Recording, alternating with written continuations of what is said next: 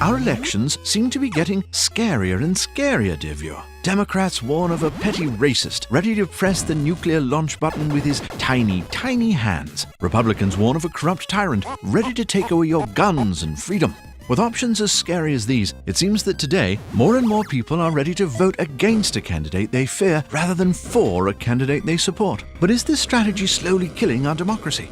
Today's election isn't unique. We've been told for years that we sometimes need to pick the lesser of two evils in presidential races. The candidate may not be perfect, but the opposition is going to destroy the economy, take away your freedoms, and ruin your life. And to abstain from voting would be heresy, sheer lunacy. According to consequentialist ethics, we should judge the morality of an act like voting not by intention but by consequence. You've probably heard this argument in another form. A vote for a third-party candidate is a vote for the enemy. But is there more to this dilemma than meets the eye?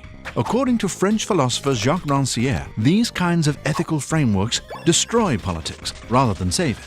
People like to argue that the other candidate is the real-life equivalent of Lord Voldemort. We're told their political ambitions are nothing short of pure evil. As a result, politicians become a symbol of evil rather than advocates for policy. But if we believe these politicians are modern-day Hitlers, there's no end to what we're willing to sacrifice to defeat them. No casualties are too many, no ideals too precious. What would you do to stop a candidate that is ultimate evil? Would you risk your own life? What about someone else's? Would you murder thousands of civilians? What about millions? Would you use 1 nuclear weapon? 10 nuclear weapons? Can there be any end to what you're willing to do to vanquish evil? In international conflict for Jacques Rancière, this means that no amount of sacrifice, collateral damage, or rules of war should impede victory. If we take this view towards the election, the parallels become clear.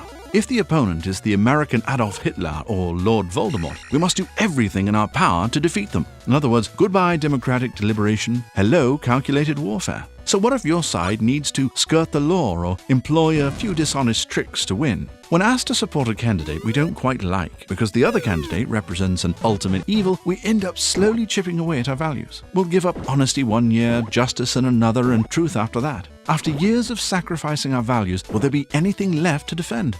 Can we hold a candidate accountable when we're forced to support them at all costs? When evil becomes infinite, so too do the things we're willing to give up to defeat it. What do you think, dear viewer? Do the ends justify the means? Are the stakes just too high to sit idly by and let evil prevail? Or should we take the moral high ground and refuse to vote, even if some nasty consequences might ensue? Hello there, thanks for watching.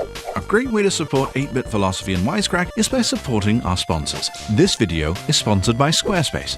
Squarespace has made it easy for anyone to make a glorious website, and they're giving you 10% off your first order when you use the offer code 8-Bit. With gorgeous templates and easy-to-use do-it-yourself tools, they've made it simple for you to create the website you want. Go to squarespace.com/8bit or use the link in the description below to sign up today. You'll get a free 14-day trial and you can see for yourself. Don't forget to use the offer code 8-Bit to get 10% off your order. And we're working on more great videos for you, so if you're not already a subscriber, be sure to click on this handsome monocle donkey. You'll be taken to our channel page where you can find more episodes